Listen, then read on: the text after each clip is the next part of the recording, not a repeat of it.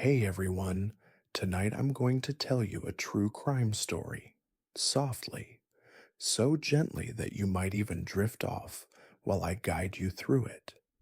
Imagine this: the glow of an old Chicago street lamp, flickering like it's tired of holding back the night as a summer breeze rustles the curtains of a quiet apartment. It's the summer of 2014, and the city hums with secrets, the ones you never hear unless you listen very, very closely. So before you get too cozy, please take a moment to like the video and subscribe, but only if you truly enjoy what I'm doing here. And feel free to share where you're listening from and what time it is in your corner of the world. Now turn off your lights, let the fan hum that gentle white noise, and let's begin our journey tonight. You make your way through a narrow hospital corridor, your shoes squeaking on polished linoleum. You are a night shift nurse, one of those steady hearts who keep a hospital breathing even when the rest of the world sleeps. There's a weight on your shoulders, not just the tiredness that comes with 14-hour shifts, but something deeper, like a faint sense of being watched. Chicago can do that to you, you know. It stares back. Her name was Amelia Clark. She had been a registered nurse for 7 years, the kind of person who would slip a fresh blanket to a shivering patient or pause to make a scared child laugh in the ER. Amelia was, by all accounts, the hospital's angel. One warm July night, Amelia finished a double shift. You picture her, pulling her badge free, tying back her dark curls, her hands still carrying the faintest smell of antiseptic. She stepped out into the humid Chicago night, the city's chorus of sirens and distant traffic welcoming her back to reality. She never made it home. Some say Amelia vanished in the block between the hospital and her parked car. Others insist they saw her speaking to someone at the far end of the street, a shadow barely visible under the yellow wash of street lamps. But after that, Amelia was gone. The police report later would call it a missing adult with no known enemies, which is about as helpful as a soggy sandwich. The hospital staff, though, they couldn't let it go. They rallied, they printed flyers, they scoured security footage until their eyes were raw. But Amelia had simply stepped out and dissolved. Here's a historical nugget for you to carry with this story. Back in 1915, Chicago became one of the first U.S. cities to require a nursing license, a proud moment that recognized the value of these caregivers. And yet, 100 years later, a nurse like Amelia could vanish as if the city had never even learned to protect its own. A strange detail made things even stickier. The last security camera caught Amelia glancing over her shoulder. Some said she looked afraid. Others claimed she was smiling, like she'd recognized someone. You wonder which you'd rather believe, that she was lured by a familiar face or chased by something unknown. In the weeks after, a swirl of theories grew around Amelia's name. Maybe she'd left voluntarily, sick of endless night shifts and thankless bosses. Maybe she'd been abducted by a patient's relative holding a twisted grudge. Or maybe, and this is the scariest, maybe someone had been watching her for far longer than anyone knew. It raises an open-ended debate, the kind that sends a chill down your back. How safe are the caretakers of society, really? If the very people who save us can disappear, what does that say about how much we value their lives? As you rest your head, let that question echo for a moment. You think about the corridors you walk each day, or the streets outside your own home. You think about the hands that care for you when you're at your weakest. And you think about how a city, any city, can just swallow someone whole, even in the light of a street lamp. Oh, and don't worry, I'll sprinkle in a joke to keep you from tossing and turning all night. Someone once said hospitals are places where you check in, but sanity checks out. Amelia would have smirked at that, you know. She was the kind of nurse who knew how to laugh, even at the grim parts. You can almost see her now, can't you? Standing under that lamplight, a tote bag over her shoulder, checking her phone, maybe sending a text to her sister. I'm off now, see you in a bit. Only she never arrived.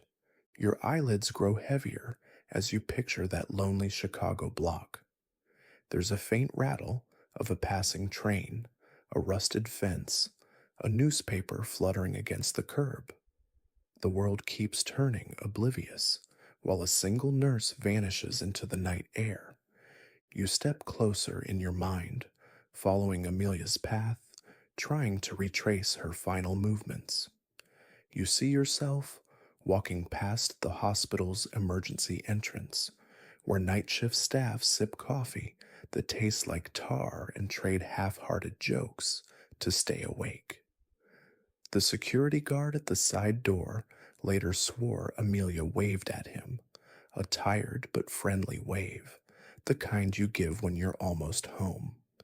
But then, nothing. The street beyond the hospital has that eerie hush, the hush that only comes after midnight, when even Chicago seems to hold its breath. There's a small diner on the corner, neon sign blinking like a dying heartbeat, where night workers sometimes gather. Nobody saw Amelia step inside. She never showed up for her usual decaf, black, no sugar. The police did their best, though you'd have to squint hard to see it. They interviewed staff, patients, random passers-by. They even pulled tapes from neighboring businesses, tapes with glitchy timestamps and missing frames that made you wonder if they were cursed. Somewhere in that static, they hoped to find Amelia's face, but all they got was shadow after shadow. For a city that prides itself on cameras at every corner, it's funny how one person can still slip through. Not funny, haha, more funny, what the heck. It reminds you of a weird historical fact. Chicago was once one of the first cities to install a full network of police call boxes way back in the 1880s, so help could always be reached. Now, in 2014, the entire police grid still couldn't find a nurse who vanished 300 feet from a hospital door. People began to talk. You know how that goes. Stories spreading faster than any official statement. Some said Amelia had found a secret lover, someone who swept her away. Others whispered about a drug ring, smuggling painkillers through hospital supply closets, with Amelia caught in the middle.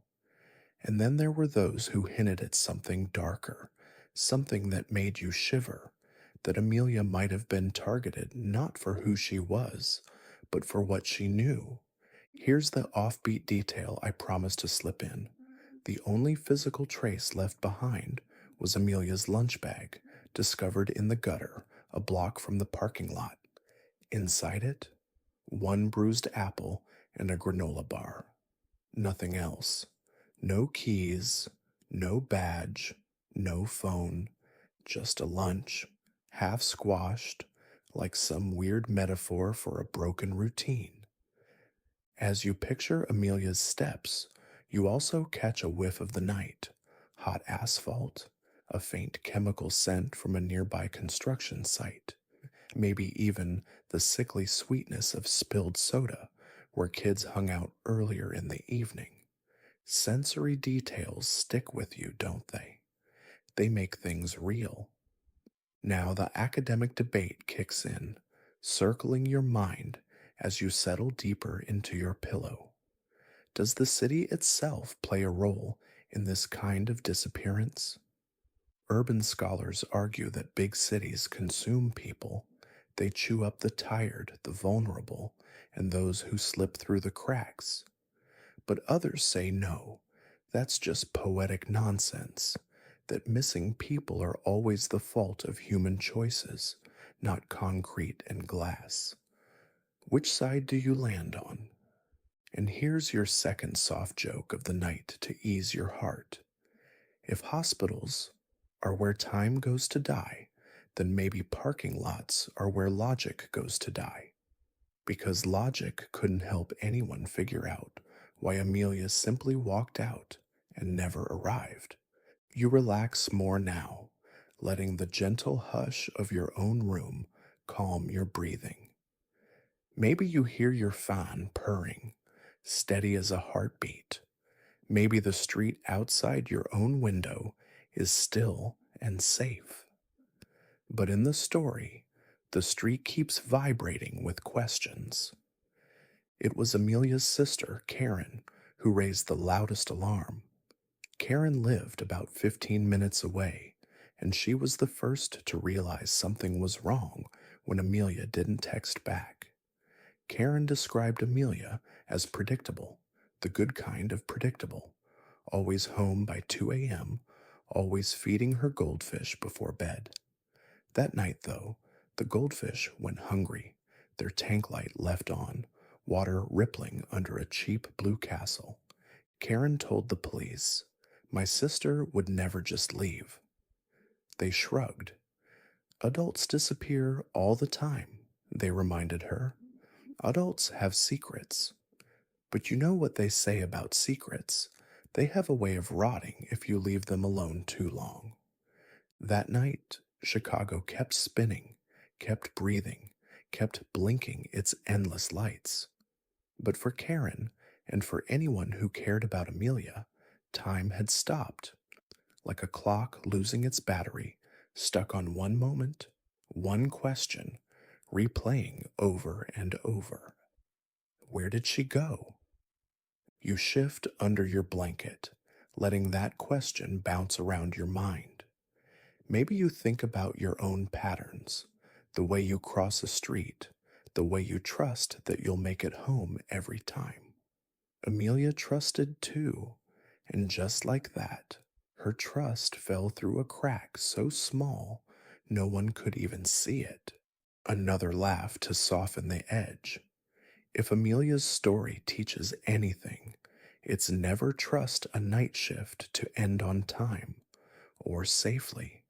She would have appreciated the irony at least. Nurses always do. You can still picture her, right? That calm, gentle nurse stepping out into the July night, unaware that her name would become a ghost on a missing poster. Your breathing grows slower now, sinking to the rhythm of a night that never answered back. Somewhere, a dog barks, a train bellows. The world rolls on, with or without Amelia, and you, tucked under your covers, find yourself floating along with the mystery. You find yourself leaning even deeper into this mystery, as if your mind is tracing each step Amelia took. You slip into her shoes, crossing that silent street, catching the smell of engine oil and stale pizza drifting from a cracked trash bin. Your eyes dart to the shadows, hunting for something, anything, that might explain what happened. The police turned the case cold after just a few weeks. Missing adults rarely stay on the front page unless there's a scandal, and Amelia's life had been painfully normal. No affairs, no gambling, no runaway debts. A nurse who loved her sister, loved her cat, loved her work, even if it exhausted her. The hospital tried to move on, though that was easier said than done.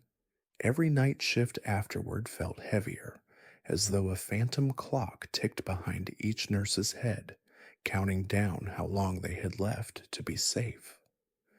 Some staff said they felt watched too, a trick of nerves, or maybe something more. And the city didn't pause. No, Chicago kept roaring, kept singing its nighttime lullaby of traffic horns, clattering trains, distant sirens. But on one block, right outside a trauma ward, the silence of Amelia's disappearance hummed like a missing chord in the middle of a song. If you've ever walked alone past a dark alley, you know the way your skin prickles, how your mind writes monsters into every corner. Now imagine being a nurse, overworked, underpaid, carrying not just your own worries, but everyone else's pain, stepping through that darkness night after night. That's a bravery most people will never understand. When one historical thread loops through all this. In 1918, during the flu pandemic, thousands of nurses in Chicago risked their lives, sometimes without proper pay or protection. Their names mostly vanished from history books, like dust on a shelf. Amelia felt like an echo of them, you think. A woman who sacrificed her comfort for strangers, only to disappear without a trace herself. You let your thoughts wander to something a bit weirder, a rumor that crept around after Amelia vanished. Someone claimed she'd been seen in a burned out house on the west side days after she went missing. A witness told police he saw a woman with a nurse's uniform looking lost, as if she'd forgotten who she was. The police dismissed it. There was no record of Amelia ever being there, no evidence, just a shaky description and too many holes. Still, it makes you wonder, if someone vanishes, could they lose their mind so completely that even if they came back, they'd be unrecognizable? That question slides through you, cold and sticky, like a melted popsicle on hot pavement. There's a gentle debate that drifts into your mind while you try to settle in. Are missing people really missing, or are they just somewhere no one wants to look? Some researchers say we build entire blind spots around the unexplained because it makes us feel safer. If we can believe that people vanish for reasons beyond our control, then maybe it can't happen to us. But is that true? Or is it just a bedtime lie we tell ourselves? Time to let another smile lighten your pulse. There's a saying among nurses: coffee first, save lives second. If Amelia could hear you now, she'd probably wink and remind you of that before heading off to one more impossible shift. Karen, Amelia's sister, refused to give up. She kept pushing the police, called reporters, even hired a private investigator with a voice like gravel and a bill that could sink a small boat. But after 6 months, nothing. The city swallowed every clue, spat out empty theories, and moved on. Except you. You're still here, lying under the soft hum of your fan, breathing with the rhythm of the night. You hold Amelia's story like a candle, even as the flame flickers. The last recorded ping of Amelia's phone placed her right at the edge of an abandoned rail yard, a spot so bleak even the rats refused to party there. A place where graffiti peeled like old sunburn, where rusted fences curled inward, trying to protect a silence nobody wanted. You imagine her there, phone in hand, maybe trying to call for help, or maybe she wasn't even aware she needed help yet. One last signal, one last breath in the dark, and then gone. Your eyes flutter, heavy. You picture the faint breeze that might have carried away the scent of her perfume, or the quiet scrape of her shoe against gravel. No scream, No struggle anyone heard, just vanishing. They never found Amelia's phone, by the way.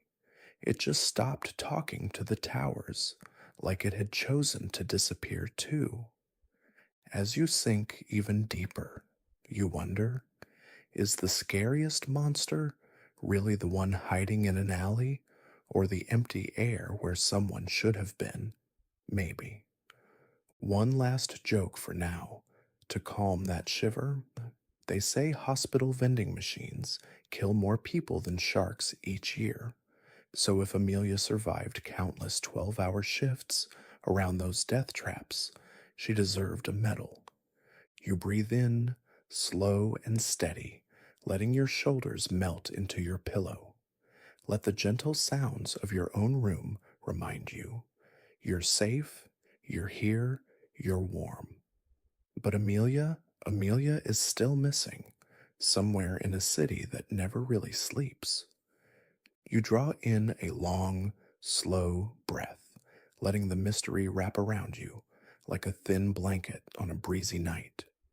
You imagine yourself standing there, outside the hospital's side exit, where Amelia's steps disappeared. The street is so familiar, yet tonight it feels like a stage set for something terrible. In the weeks that followed Amelia's disappearance, Karen took matters into her own hands. She made flyers, plastered them on bus stops, power poles, even bathroom stalls at that dingy diner on the corner. A grainy picture of Amelia smiling in a flowered scrub top, hair pulled back, eyes kind. Below it, in block letters, missing, please help. You pause to feel the weight of that poster in your mind. A sister's plea, ignored by most, overlooked by many, until it felt like the city itself refused to read it. That's how people vanish, not just in the moment, but afterward when no one wants to remember. It made Karen furious. She was determined not to let Amelia's name fade. She stood outside the hospital on Amelia's next scheduled shift, asking coworkers if they'd seen anything, heard anything. Some brushed past, too tired, too afraid to get involved, but a few whispered back. It was strange that night. She looked off. Office. What does that even mean? You roll that word around your tongue, tasting its emptiness. Off could be tired, it's stressed, or haunted. But maybe it meant Amelia knew something. Here's a true historical detail to keep tucked beside your dreams. The American Nurses Association was founded in 1896, right in Chicago, to protect nurses from unfair treatment and dangerous work. More than a century later, Amelia should have been safe under that promise. But a signature on paper can't guard you on a lonely street. There was one rumor that Karen found hardest to shake, that Amelia might have crossed someone in the pharmacy department. A coworker of hers had recently been suspended for stealing oxycodone, and Amelia had been called as a witness. It was never proven, but Karen couldn't stop asking herself, did my sister make an enemy? Of course, the police waved it off, said there was no motive, no sign of a threat. But Karen kept digging, a stubborn sister who refused to let the world look away. She visited every block where Amelia might have walked. She went through trash bins, peered down alleyways, as if a clue might just wait for her, patient and quiet. And that's when something strange showed up. 2 weeks after Amelia disappeared, a homeless man found an ID badge on the north side, near a rail yard Amelia never went near. It was her badge. Karen went there herself, fighting a sick wave in her stomach. The badge was scuffed, cracked at the corner, as if it had been stepped on. But there it was, Amelia's photo, still smiling, still trapped in that perfect rectangle. You close your eyes and see it, clear as day. A face that didn't know it was going to vanish, frozen in a cheap plastic square. The investigators chalked it up to a random drop.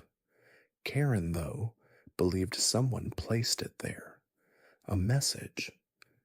That rail yard had its own sinister vibe, rusted out freight cars, graffiti like angry ghosts, puddles of motor oil. Even the pigeons seemed too nervous to stick around. There was a local legend about that place, a strange bit of folklore you might enjoy in a half sleep haze. People said you could hear footsteps at night, pacing along the gravel long after the yard closed. Some blamed a railroad worker who died there decades ago, run over by a coupling car. Others claimed it was the city itself, breathing through its forgotten bones. You let your mind linger on that. A rail yard haunted by restless feet, a nurse who walked into the dark and never returned. Sometimes truth and myth get tangled, don't they? A question circles your thoughts, like a moth around a porch light.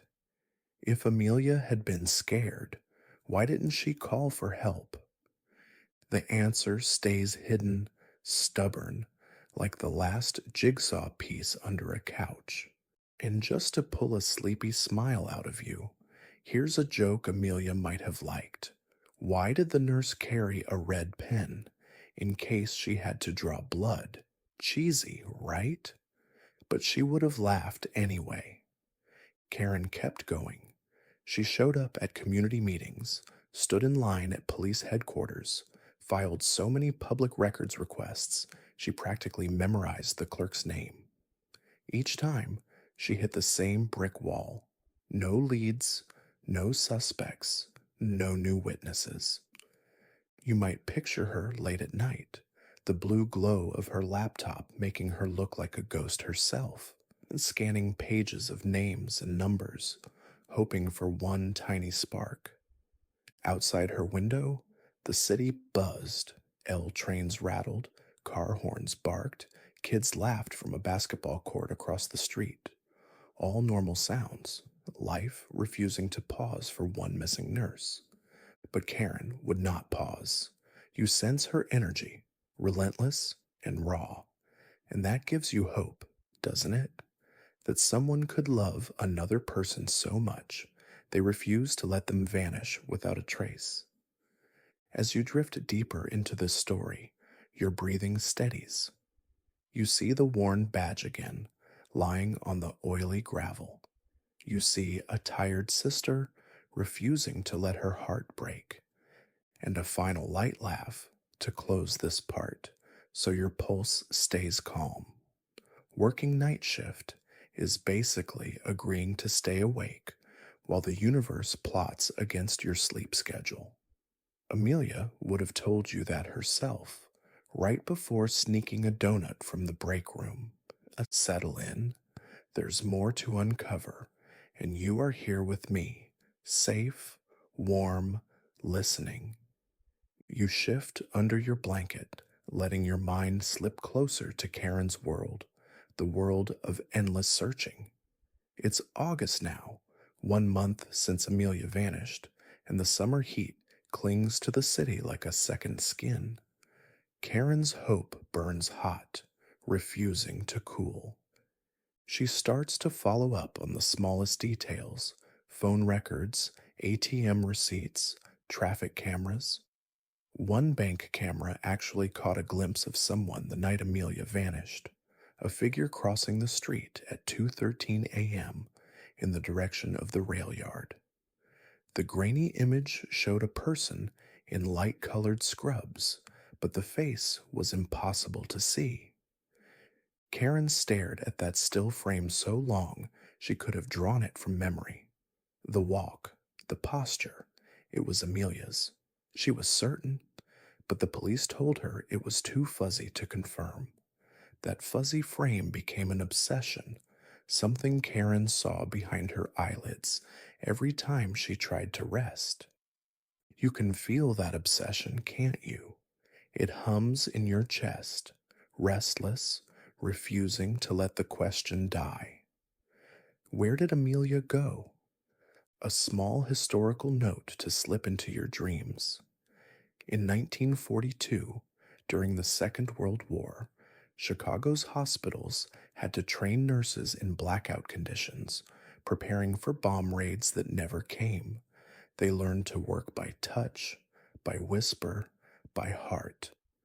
Maybe Amelia, generations later, had inherited that quiet strength, even if it wasn't enough to save her from the night. One strange clue sparked new gossip.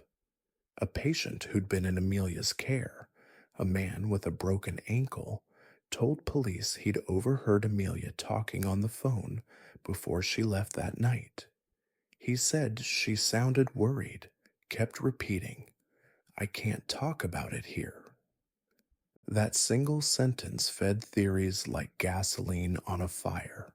What couldn't Amelia talk about? Was it about the suspended pharmacist or something even darker?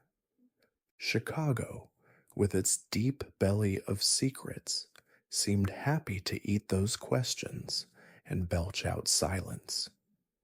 Karen refused silence. She took the patient's story seriously, hunted for every coworker who might have known about Amelia's call. Most people shrugged, claimed they never heard anything. A few lowered their voices, admitted that Amelia had seemed distant lately, quiet, distracted, jumping whenever her phone buzzed. Karen felt ice crawl up her spine. Had her sister been threatened, blackmailed? Of course, there was no evidence. No text messages, no emails, no handwritten notes. Amelia's phone records were frustratingly ordinary. Calls to her sister, a few to colleagues, nothing suspicious, and yet, Karen couldn't ignore that gut feeling, the way a sister just knows. You lie still, letting your breath settle. You think of your own phone, the constant buzzing, the endless notifications. How easy it would be to hide something in all that digital noise.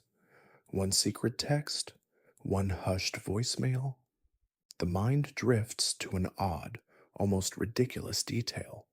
The same night Amelia vanished, a power outage hit 2 blocks east, leaving hundreds of people in total darkness for almost 40 minutes. It had nothing to do with Amelia, at least as far as anyone could prove. But Karen couldn't help wondering if that blackout hid something, some movement or scream swallowed by the dark. That's the way these mysteries cling to you.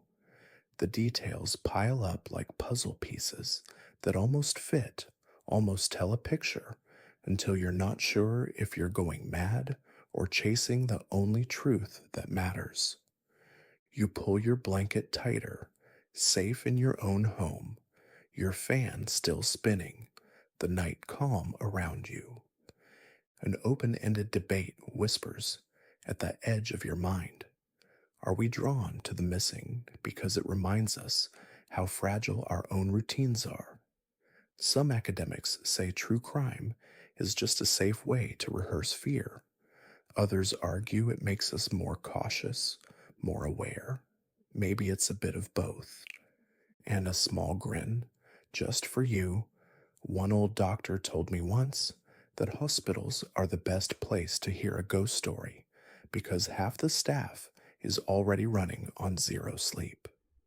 Amelia might have nodded knowingly at that, right before asking if you wanted cream or sugar. Karen kept pressing the investigation, sending emails, calling local news, refusing to let Amelia's name go cold. She'd even made a habit of driving the route Amelia usually took home, every night, hoping something would pop out, like a clue hiding in the weeds. One night, Karen pulled over near the old viaduct close to the rail yard. Her headlights caught something strange, a smear of dark red on the cement wall. Her heart stuttered, a hard punch to the chest, but police tested it and called it nothing more than rust. Still, Karen took a photo, saved it, just in case. You picture that, a lonely bridge, graffiti spelling out names of long gone lovers, rust or something worse that's staining the concrete, the smell of river water and wet gravel, the sense that something is wrong, even if you can't name it. The world felt tilted to Karen after that, like she couldn't trust her own eyes. Maybe you felt that way before too, half awake, second guessing, wondering if you really saw what you saw. Your mind softens, drowsy, as you hear one more silly joke to balance the tension. If nurses ran the world, there'd be no wars, just hourly vital checks and a lot of warm blankets. Amelia would have clapped for that line, you're sure of it. You sink a bit deeper into your pillow. The hum of your own room wraps around you, a shield against the cold outside. But Karen, she had no shield. She only had questions, and she refused to stop asking. You feel yourself sinking deeper, wrapped in Karen's relentless drive. Each night seemed longer than the last for her, the hours stretched taut as piano wire. She barely slept, living on coffee, determination, and a grief too raw to name. You might imagine her car, full of crumpled fast food wrappers, Amelia's missing posters stacked on the passenger seat, highlighters and old receipts littering the floor. That was her command center, her war room, as if she could hunt the city's secrets one clue at a time. Then, in early September, a call came in. A private investigator Karen had hired finally traced one strange lead. A nurse at another hospital, 20 miles south, reported a woman matching Amelia's description. The woman had come in with no ID, dazed, confused, saying only, "I just wanted to help." Your heartbeat jumps. Could it be? Karen rushed there, heart pounding. But when she arrived, the woman was already gone, vanished before anyone could even confirm her name. Another dead end, another blow. You let that wave of frustration wash over you, imagining Karen's knees going weak, her mind screaming. She was so close, only to have hope snatched away. A true historical note drifts in like a lullaby. Chicago's nurse workforce has been mostly women since the early 1900s, a quiet army that saved countless lives. And yet, history rarely records their faces. Amelia, even in her disappearance, felt like another erased page in a long, hidden book. That night, Karen went home and stood by the goldfish tank, Amelia's tank, water still rippling under its little blue castle. She dropped in some flakes and whispered, "I'm not giving up." You can see that, can't you? The heartbreak, the loyalty. It's the kind of promise that cuts through a person's soul. An odd side detail glimmers at the edge of memory. A neighbor reported hearing a woman singing behind the hospital the night Amelia disappeared. Soft, like a lullaby, but wrong somehow, off key, eerie. Nobody ever confirmed if that was Amelia or just a tired night shift worker humming to herself. But the story stuck, floating through local rumor like an old ghost. It makes you wonder, half dreaming, if you were lost, would you sing to calm yourself? Maybe. Karen decided to search that area herself. She walked behind the hospital in the dark, past broken crates and overflowing dumpsters. Her shoes crunched glass, the air thick with old fryer grease and wet cardboard. She listened. Nothing but the drip of a pipe, the low hum of a transformer. No song, no sister, no answers. The police, for their part, seemed to grow colder, less interested. They had other cases, other priorities. Missing adults were, sadly, easy to file away. Karen's frustration turned to something fierce, a kind of heat that wouldn't burn out. She started talking to local journalists, bloggers, even a late night radio show that specialized in urban legends. The story of the vanished nurse spread, a modern ghost story for a sleepless city. Some people were drawn in by sympathy, others by morbid curiosity. And in that swirl of attention, something shifted. An anonymous tip. Someone called a voicemail box Karen had set up, a voice trembling. Check the old greenhouse by the rail yard. You'll find something there. You feel your shoulders tense, even safe in bed. Goosebumps prickle your skin. A greenhouse? Karen was there before dawn. The place was a half collapsed ruin, glass panes shattered, vines choking the framework. It smelled of damp earth and mold, like something nature had given up on. She picked through the mud, heart hammering, searching for any sign. Under a broken planter, she found a scrap of fabric, pale blue, like the color of Amelia's work scrubs. It was filthy, torn, and smelled faintly of antiseptic. You shiver, imagining how that piece of cloth ended up there. Torn in a struggle, dropped in a panic. Karen handed it to the police, who promised to test it. Weeks passed with no word, just another question lost in the bureaucratic shuffle. As you breathe, the debate stirs again. Does a city protect its people or swallow them? Chicago can be both, a place of compassion and coldness. That dual nature leaves you uneasy, doesn't it? You let your mind settle soft, but I'll slip in a silly grin for you. A night shift nurse once told me she'd seen so many 3 a.m. weirdos, even the ghost of Florence Nightingale wouldn't stand out. Amelia might have laughed at that, right before checking a patient's chart. You close your eyes, picturing Karen standing in that broken greenhouse, dawn light slicing through cracked glass, fighting to keep hope alive. Her sister was still out there. She had to be. And you, warm, under your blanket, safe, are here to witness her fight, to feel it, to hold it close until the answers come. You let your breathing steady, the slow rhythm of your heart syncing with Karen's determination. There she was, in that broken down greenhouse, refusing to leave until every inch of dirt had been turned over, every shard of glass inspected. Even the sun, climbing over the tracks, seemed to pause in respect. Weeks slipped by. The scrap of blue fabric was logged as inconclusive. No DNA, no trace evidence, just a dirty piece of cloth. The police called it nothing.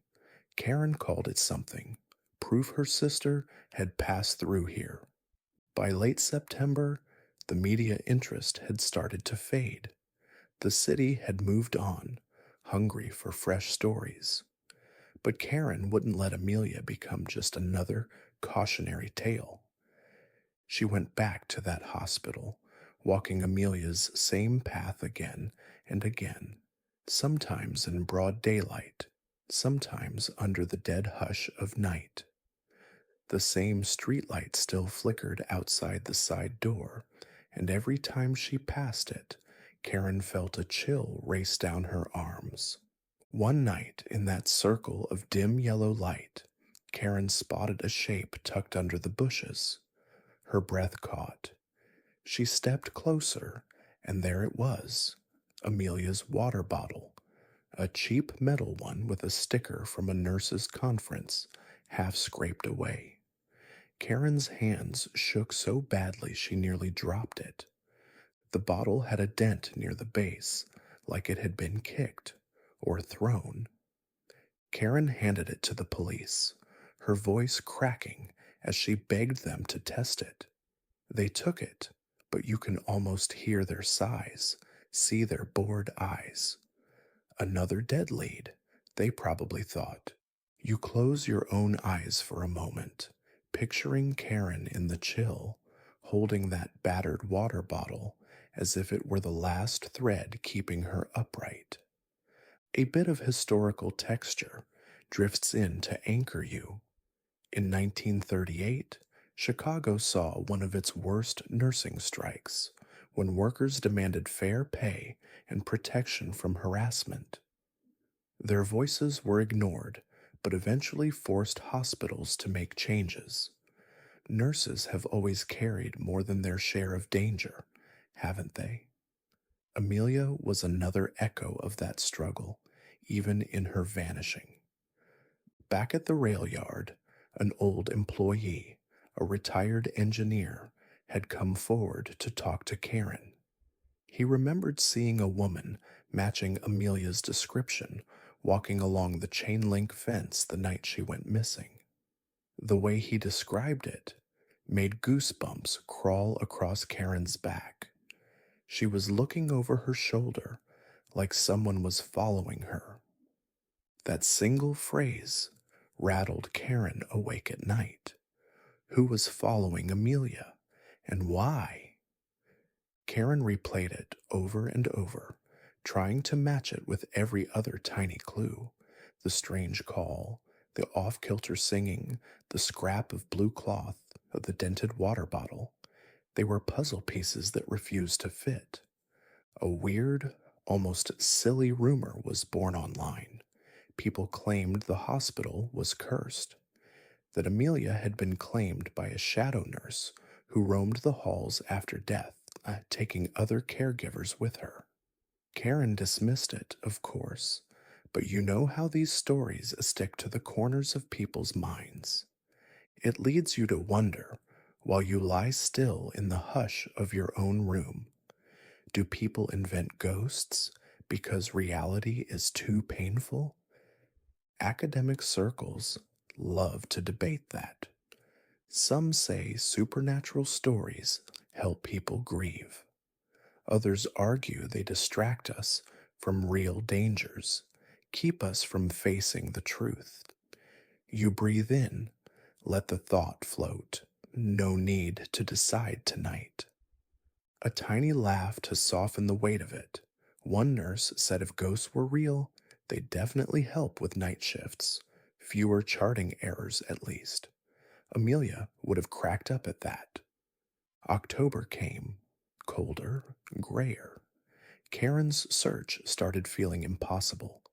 The leaves fell and crunched under her shoes. Even the local TV stations had stopped returning her calls. And yet she refused to let go. She started going to therapy too. Her therapist suggested maybe she needed to accept the worst. Karen couldn't, not yet. There was a piece of her soul still burning, a sister's stubborn fire. One night, Karen dreamed about Amelia. She saw her standing in the hospital hallway, holding a clipboard, smiling calmly. And then Amelia turned away and walked into darkness. Karen woke up with tears on her cheeks, convinced the dream was telling her something. But what? You rest your head, eyes growing heavy, feeling the echo of Karen's exhaustion.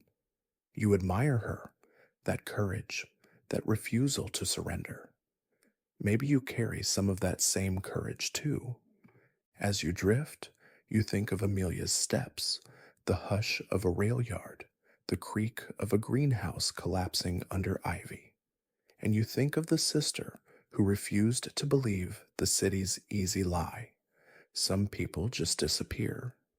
And one last soft grin to send you toward sleep. A night shift joke? Nurses don't believe in monsters under the bed because they know the real ones work day shifts. Let that calm you. Let your muscles loosen. You are safe here, warm, listening as Karen keeps looking, refusing to turn away. You breathe out slowly, letting your shoulders release the last tension of the day. The city of Chicago seems to settle around you, humming softly, a lullaby made of distant train horns and the occasional siren far away. But in your mind, the story stays bright, refusing to fade. It's November now. Karen is still searching. The weather has turned sharp, biting, with wind that slices right through your coat. Still, she walks the same route every night, from the hospital side door to the last place Amelia's phone pinged. The path is burned into her brain. One evening, Karen stopped at a little convenience store on the corner. The owner, a kind eyed older man, recognized Amelia's missing poster. He told Karen something she hadn't heard before, that a woman, matching Amelia's description, came in the night she vanished, bought a bottle of water, and asked him for directions to the old switchyard. You might feel a chill run through you, even safe under your blanket. The switchyard, why there? It was abandoned, fenced off, dangerous. Karen's heart dropped into her shoes, but she thanked the man, fighting to keep steady. It was another sliver of hope. The switchyard had once been the pulsing center of rail traffic in Chicago, back in the roaring 1920s, moving people and coal and cattle. After the decline of the stockyards, it fell into ruin, weeds climbing the rails, paint peeling off the walls, and tunnels yawning dark like empty mouths. You can almost smell it: rust, damp stone, old train grease, a place that feels like history, refusing to die. Karen didn't wait. She went that very night, climbing through a hole in the chain link, flashlight in hand, boots crunching through gravel. The wind sighed through the skeleton rails, and somewhere far off, a raccoon rattled a soda can, making her jump. She called Amelia's name into the night. The sound bounced back, hollow, mocking.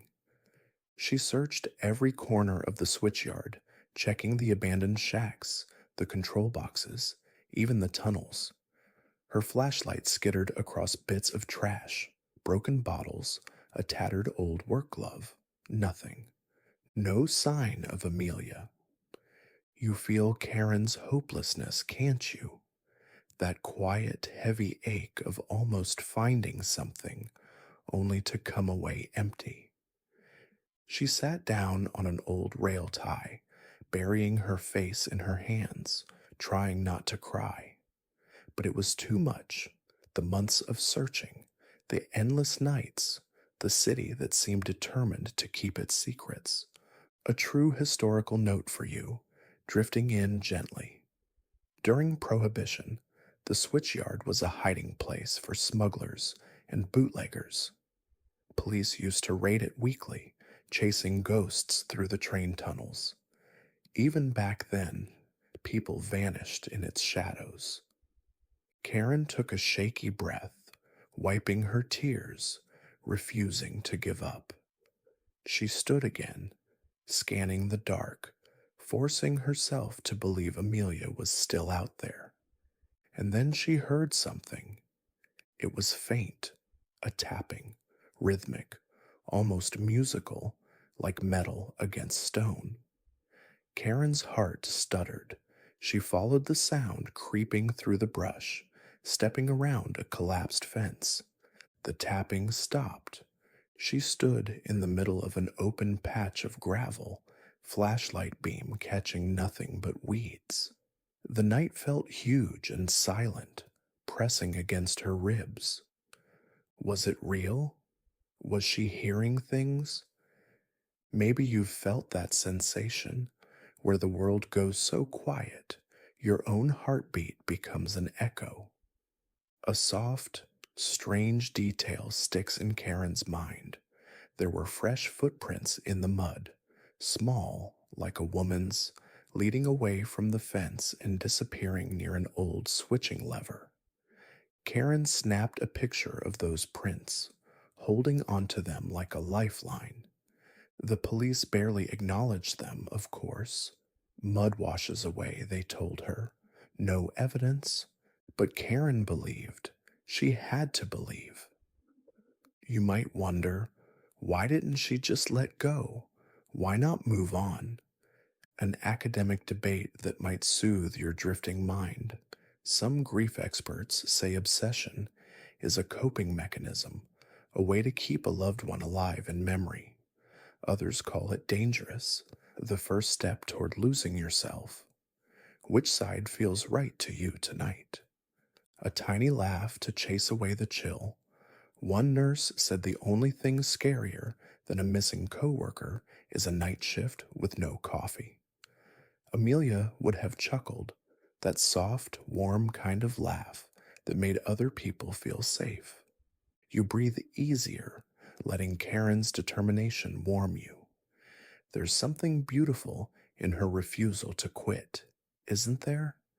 Even if the city turns its back, Karen stays searching, heart wide open, unwilling to surrender her sister's name to the dark. As you sink deeper, your eyelids heavy, you see Karen leaving the switchyard, a cold wind at her back, gripping her phone with shaken hands. Somewhere in the night, she still believes Amelia can be found. And you, resting safely, are right here with me, keeping that candle burning beside her. Your breath slows, letting the night fold around you like a warm cocoon. Karen walked home from the switchyard with that tiny spark of hope flickering inside her. Maybe the footprints were Amelia's. Maybe she was closer than anyone thought. At home, Karen spread out every clue on her dining table: the battered water bottle, a blurry still frame from the bank camera, the faded missing posters, the photo of those footprints in the mud. It looked like a shrine to a sister, or maybe a war map. She tried to make sense of it, lines of yarn running through her mind, even if there were no pins on a corkboard. The police had given up. The news had gone quiet. But Karen refused. A cold front blew through Chicago that week, rattling loose windows and bending street signs. It made the whole city feel haunted, as if Amelia's ghost could be walking past any moment. Karen started re-interviewing people. She found a janitor at the hospital, a man who worked the graveyard shift. At first, he said he hadn't seen anything. But late one night, maybe out of guilt, or maybe out of fear, he admitted, "I saw her leave, yeah, but she wasn't alone." Your pulse might quicken, even wrapped safe in your bed. Someone was with Amelia? Karen tried to steady her voice, grilling him. The janitor explained that a man in a dark hoodie had followed Amelia out, keeping a few paces behind. He didn't think anything of it at the time. People followed each other all the time on hospital night shifts. But now, remembering it, he wasn't so sure. Karen demanded more. Did he see the man's face? Number. Just a shadow. That was all he had. A shadow. It was enough to reopen every wound in Karen's heart. She could see Amelia heading for her car, tired but ready to go home, never realizing someone was behind her. You breathe in, heavy, letting that dread settle over you. A historical aside to keep your mind gently anchored. In 1966, Chicago built its first dedicated missing persons bureau. They promised families better resources, more detectives, more hope. But 50 years later, Karen felt like she was on her own, alone against a system that forgot. She clung to the janitor's words, a man in a dark hoodie. It was flimsy, but it was something.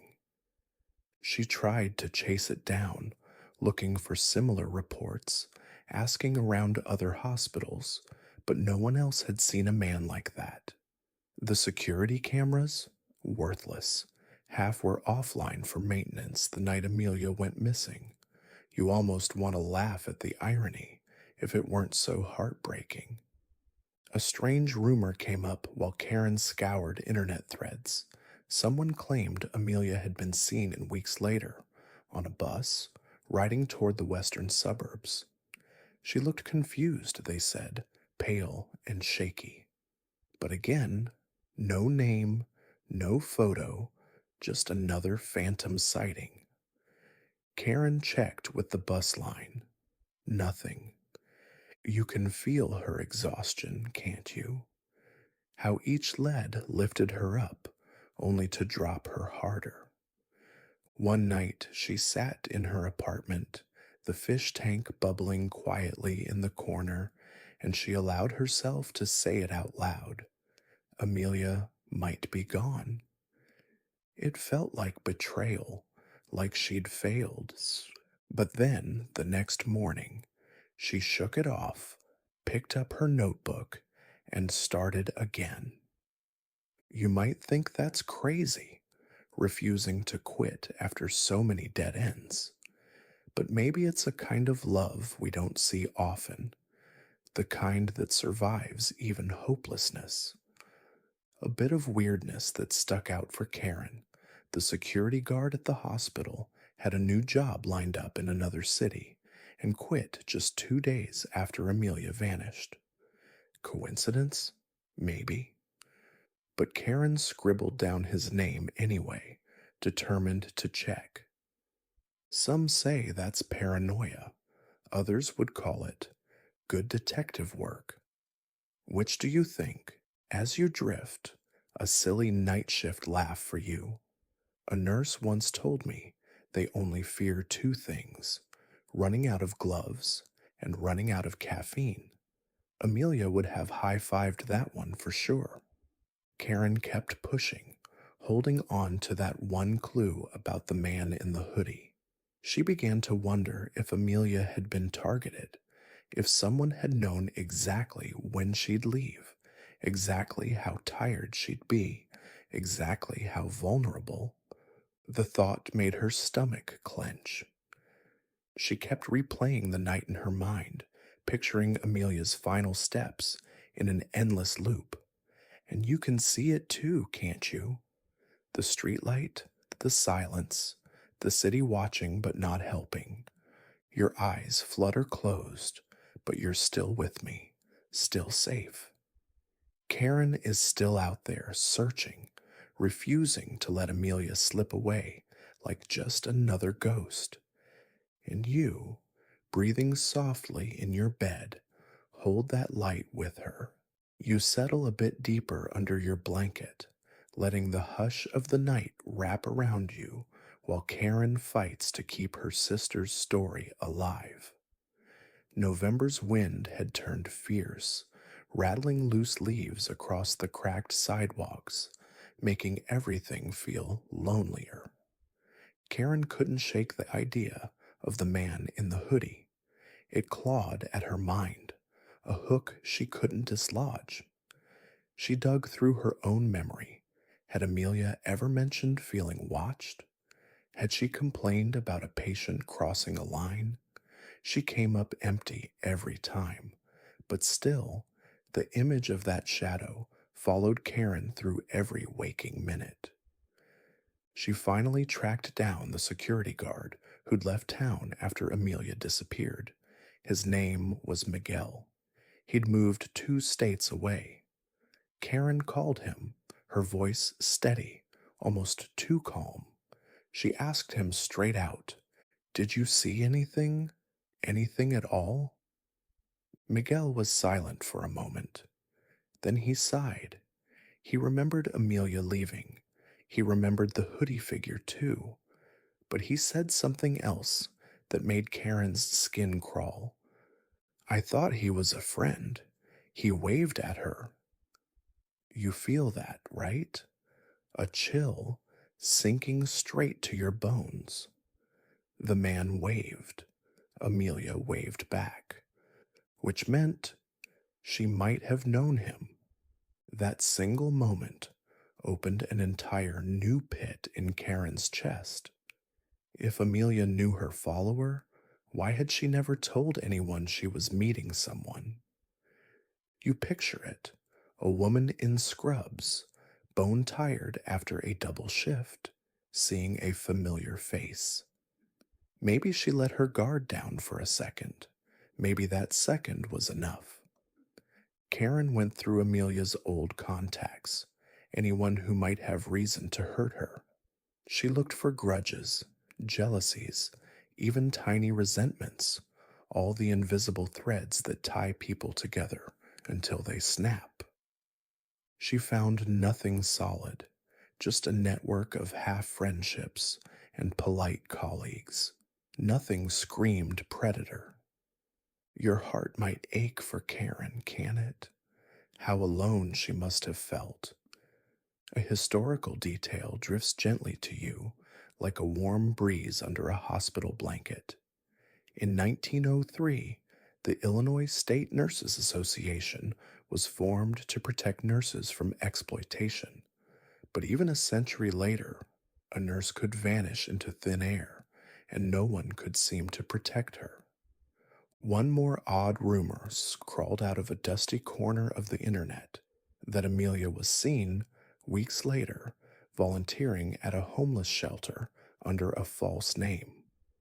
Karen nearly cried reading that post, but like all the others, it faded to nothing when no one could confirm it. Maybe people wanted to believe Amelia was alive so badly. They created ghosts for her to inhabit. Karen refused to let go. One night, she took out Amelia's old phone bill again, tracing every number. Most were work calls, but one number showed up twice the week Amelia vanished. A disposable burner, untraceable. She called it anyway. Disconnected. Of course, but Karen held on to it. A last fragile link to something, someone, an odd, unsettling image you might picture while you drift. A nurse's badge on a dark city sidewalk, trampled by strangers, a name slowly wearing away in the rain. That's how people get forgotten. Amelia deserved more. A quiet question floats into your mind, gentle, dreamy. What does it take to keep remembering someone? Scholars argue memory is an act of love, while others say it's just a curse that refuses to let you rest. I wonder which you feel closer to as you lie safe, listening.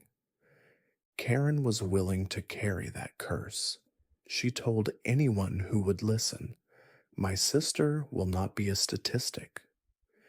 You let your mind soften, picturing Karen alone on a street corner at 2 in the morning, hugging a paper cup of coffee, scanning faces in the faint glow of the streetlight. She was waiting, hoping, dreading. The hospital staff had mostly stopped talking about Amelia. They moved on. They had to, with so many patients, so many other crises. Only a few old coworkers still asked Karen if there was news. They were tired, too, beaten down by endless night shifts and lives that slipped through their fingers. One soft laugh to lighten that ache for you. Nurses say night shifts are when you see angels and devils, but by dawn you can't tell which was which. Amelia would have smirked at that, filing it away to tell her next patient. You breathe out, safe, letting the memory of Amelia hold steady inside you. You keep her name alive tonight, even if the city tries to erase it. Karen kept working the case like a second job, or maybe a second life. She posted new flyers, revisited people who'd refused to talk, kept Amelia's story from gathering dust. She refused to let the world forget, and so do you, as you rest, breathing slow, listening to her fight. Maybe someday there would be a break. Maybe someday the city would finally give up its secret. But for now, you and I will hold on together, right here, in the dark, under the gentle hum of the night. You exhale softly, letting the quiet night deepen around you, while the story keeps its gentle hold. Karen was wearing down. You could see it in the way she moved, slower, as though each unanswered question weighed another brick on her back. But she refused to surrender. December arrived, bringing an icy edge to every breath in Chicago. Karen still took her nightly walks along Amelia's route, bundled in layers, boots crunching salt on the frozen sidewalks. The city lights felt harsh and uncaring, but Karen refused to let the dark swallow her sister's name. One evening, she took a detour, following a strange idea she couldn't shake. Maybe Amelia had been taken toward the river. She stood on a bridge, staring down at the cold black water, wondering if that was the secret the city wanted to keep. 1,000 questions rushed through her mind, swirling like the current below. That night she dreamed again. Amelia, in blue scrubs, standing in the hospital hallway. Amelia smiled, calm, peaceful, as if nothing had ever gone wrong. Karen woke with tears in her hair, wondering if it was a sign or just her mind trying to heal a wound that refused to close. You feel that wound too, don't you? A dull ache that sits behind the ribs, refusing to leave. A quiet historical truth to steady you. In 1920, Chicago nurses were among the first in America to push for 8-hour shifts, refusing to be worked to death. Yet here, 100 years later, Amelia had vanished after a double, too exhausted to defend herself. Karen clung to every sliver of memory. Amelia's laugh, her silly sense of humor, the way she sang off-key to the goldfish. She would talk to Amelia's picture each night, saying things like, "I'm not done, I won't stop." One last lead came up, weeks before Christmas. A woman showed up at a shelter downtown, disoriented, in torn blue clothes, refusing to give her name. The staff took her in, gave her food, tried to calm her. By the time they realized she might match the missing nurse's photo, she was gone again. Karen nearly collapsed when she heard. Another moment, another tiny flame of hope, crushed. Why wouldn't this nightmare end? You let that question float, heavy, then lighter, as your mind softens. Karen went to the shelter, begged for details. One volunteer remembered the woman had a bandage on her arm, as if from an IV line. Another remembered she smelled faintly of antiseptic, a scent no one ever quite forgets. Karen held on to those details like holy relics. An odd moment to stir your sleepy wonder. One of the shelter staff claimed the woman kept whispering, "I can't go back. I can't go back." Back where? Back to who? You can feel Karen's frustration, her pain. This was the closest she'd been in months, but still no answers. She stood on a corner near the shelter, staring at the crowds moving through the city, wondering if Amelia might be right there, slipping through unnoticed. You can almost see the steam of her breath in the freezing air, the hopeless hope in her eyes. An open ended question to dream on. Do we ever really know the people closest to us? Some say love is enough to know someone's soul. Others believe parts of us stay hidden, even from family. As you lie safe and warm, which do you believe? One soft chuckle to keep you from tossing and turning. Nurses say they'd rather face a haunted hospital than a broken copy machine on a Monday morning. Amelia would have agreed, 100%. Karen stayed out late that night, too scared to go home, too scared to leave the last possible clue behind. Finally, the shelter staff had to ask her to leave, promising they'd call if the mystery woman returned. No call ever came. You feel that emptiness, like a quiet echo, right before you sink into a deeper calm. Karen went home, fed the goldfish, sat in the living room staring at the blank TV screen. She refused to cry. If she started, she was sure she'd never stop. Outside, the city kept breathing, unconcerned, as if one missing nurse was no more important than a broken streetlight. But Karen knew, and so do you, right here, listening, letting Amelia's story rest safely inside you. The world might not remember her, but you will.